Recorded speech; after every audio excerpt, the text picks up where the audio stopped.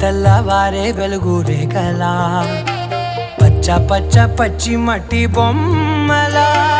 అల్లి బిల్లి వెన్న పాల నురగలా అచ్చ తెలుగు ఇంటి పూల కొమ్మలా దేవదేవుడే పంపగా ఇలా దేవతే మా ఇంట అడుగే పెట్టెనంట బ్రహ్మ కళ్ళలో కాంతులే మా అమ్మలా మా కోసం మళ్ళీ లాలి పాడేనంట